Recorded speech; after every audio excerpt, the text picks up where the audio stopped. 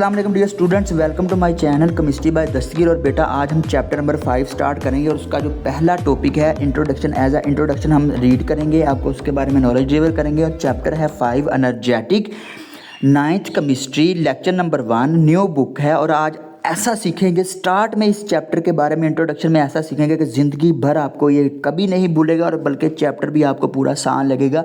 पहले चैप्टर की बेस के ऊपर कुछ टर्म्स होती हैं जो पूरे चैप्टर को लीड कर रही होती हैं और आपने उसको अच्छी तरह से लर्न कर लेना, ठीक है। तो हम इसके इंट्रोडक्शन की तरफ मूव करते हैं dear students.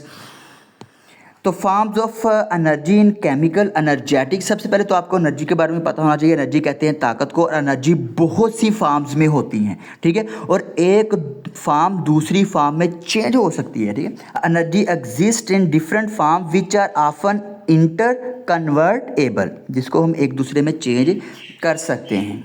Is it clear. और chemical energetic we are mainly concern, जिससे हमारा ताल्लुक होगा, वास्ता पड़ेगा, जिससे हमारा वास्ता पड़ेगा with two forms of energy, chemical energy and heat energy. तो ये क्या होती है इसके बारे में हम पढ़ लेते हैं। Chemical energy and heat energy. और आपको पता है केमिकल एनर्जी, ये एनर्जी मॉलिक्यूल्स के बॉन्ड्स के अंदर स्टोर होती है। मिसाल के तौर पर आपके पास कोई मॉलिक्यूल है, H2SO4 है, HCl है, वाटर है आपके पास बेटा, वाटर है। तो देखें यहाँ पे इसके बॉन्ड्स होते हैं, कोवलेंट बॉन्ड होते हैं जो म्यूचुअल शेयरिंग से, इलेक्ट्रॉन की म्यूचुअल शेयरिंग से बनते हैं। ये कोवलेंट बॉन्ड है, ये कोवलेंट बॉन्ड है, ठीक है। तो क्या कह रहा है कि ये एनर्जी मॉलिक्यूल्स के बॉन्ड के अंदर स्टोर होती है, ठीक है, इनके बॉन्ड के अंदर स्टोर होती है। This energy store in molecule in which atoms are bonded to each other. देखिए एटम एक दूसरे के साथ बंधे हुए हैं, हाइड्रोजन ऑक्सीजन के साथ कैसे बंधा हुआ है, इलेक्ट्रॉन की शेयरिंग से। ऑक्सीजन के पास जो इलेक्ट्रॉन होते हैं वो कितने होते हैं, आउटर मोस्ट शेल में, वैलेंस शेल में वो होते हैं 6 इलेक्ट्रॉन, 1 2, ठीक है, 3 4 5 6। और एक एक इलेक्ट्रॉन क्रॉस वाला वो किसका, हाइड्रोजन का। इस तरह देखें यहाँ पे बेटा, यहाँ पे नोटिस करें आप ज़रा, ये वाला जो बॉन्ड है, ये वाला जो बॉन्ड है, ये वाला जो बॉन्ड है, देखें इन्होंने म्यूचुअल शेयरिंग से बनाया हुआ इलेक्ट्रॉन की। तो this energy is stored in a molecule in which atoms are bonded to each other. Oxygen और हाइड्रोजन देखें एक दूसरे के साथ बंधे हुए हैं, ठीक है। तो ये केमिकल एनर्जी होती है। और हीट एनर्जी बेटा क्या होती है। अच्छा एक चीज़ और, क्या होता है कि जब एटम्स आपस में बॉन्ड बनाते हैं तो एनर्जी स्टोर हो जाती है। अब देखिए यहाँ पे एटम ने बॉन्ड आपस में बनाया, हाइड्रोजन ऑक्सीजन है, तो एनर्जी क्या हो गई है, एनर्जी बेटा क्या हो गई है, एनर्जी स्टोर हो गई है, ठीक है। एनर्जी क्या हो गई है, स्टोर हो गई है। अब जैसे मिसाल के तौर पर पेट्रोल ले लें, फूड ले लें, आप बैटरी ले लें, बैटरी में केमिकल एनर्जी होती है, उसमें H2SO4 होता है। जिस तरह आपके घर में जो है वो बैटरी पड़ी हुई है, UPS की बैटरी पड़ी हुई है, ठीक है। उसके बाद बेटा जो होती है हीट एनर्जी होती है, जब बॉन्ड बनता है तो हीट एनर्जी रिलीज़ होती है, ठीक है। हीट एनर्जी क्या होती है, रिलीज़ होती है। जब बॉन्ड टूटता है तो हीट एनर्जी जज़ब होती है, एब्जॉर्ब होती है, ठीक है। This form of energy is release when a bond is form. जब बॉन्ड बनता है तो हीट एनर्जी क्या होती है, रिलीज होती है। And absorb when it is broken, जब ये टूटता है तो अब्जॉर्ब होती है। देखिए बांड को तोड़ने के लिए एनर्जी देनी पड़ेगी ना, बाहर से जज़ब होगी। और जब बांड बनता है तो एनर्जी क्या होती है, रिलीज होती है। ये आपने याद रख लेना, कभी भूलना नहीं है इसको। उसके बाद बेटा उसके बाद याद रखने वाली जो चीज़ बहुत इंपॉर्टेंट है, बॉन्ड ब्रेकिंग में हीट अब्जॉर्ब होती है, बॉन्ड मेकिंग में हीट रिलीज होती है, याद रखने वाली चीज़ है। उसके बाद नेक्स्ट जो हेडिंग है वो है energy changes in chemical reaction. पता क्या होता है, पहले आपने गौर से सुनना है। ये वाली हेडिंग पढ़ने लगा, आपने इसको गौर से सुनना है।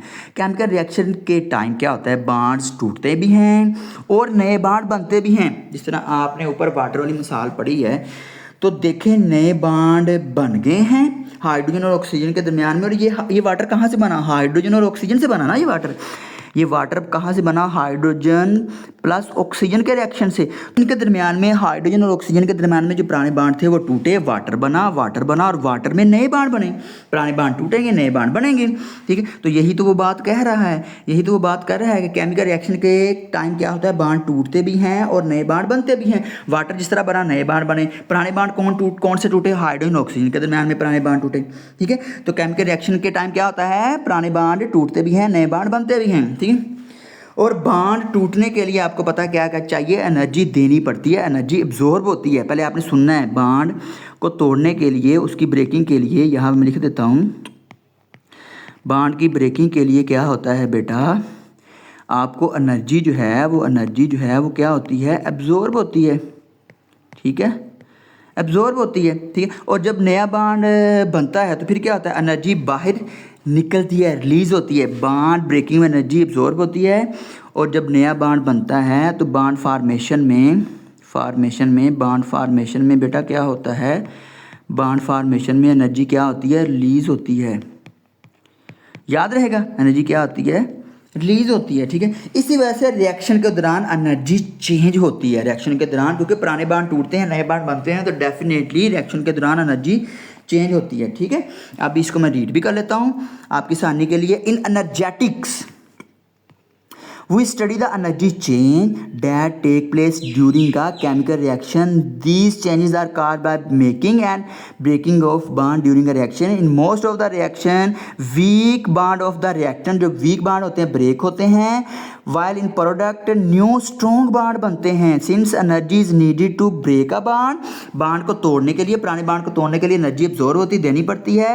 एनर्जी इज वोल्ड खारिज होती है जब नया बॉन्ड बनता है. Such reaction take place always with the evolution of heat की निकलने की वजह से ये रिएक्शन होता है. इफ़ आ रिएक्शन, अगर रिएक्शन हो कहाँ पे, कैसे चले, with the evolution of heat, तो इसको हम कहते हैं, जिसमें हीट निकले, एनर्जी निकले, उसको हम एक्सोथर्मिक रिएक्शन कहते हैं, ठीक है. एक्सोथर्मिक रिएक्शन क्या होता है, अगर रिएक्शन के दौरान हीट बाहर निकले तो उसे एक्सोथर्मिक रिएक्शन कहते हैं. जिस तरह फ्यूल का जलना, पेट्रोल आप अपनी बाइक में इस्तेमाल करते हो, रेस्पिरेशन का अमल होता है. याद रखो, एक्सो का मतलब क्या होता है, एग्जिट, हीट बाहर निकलती है. एक्सो यहाँ मैं लिख देता हूँ, एक्सो का मतलब है एग्जिट.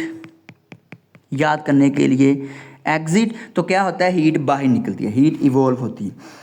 उसके बाद बेटा है, इफ़ हीट इज़ एब्जॉर्ब, अगर हीट जज़ब हो ड्यूरिंग अ रिएक्शन, एक केमिकल रिएक्शन हो रहा है और हीट आपकी एब्जॉर्ब हो रही है, इसको हम एंडोथर्मिक रिएक्शन कहते हैं.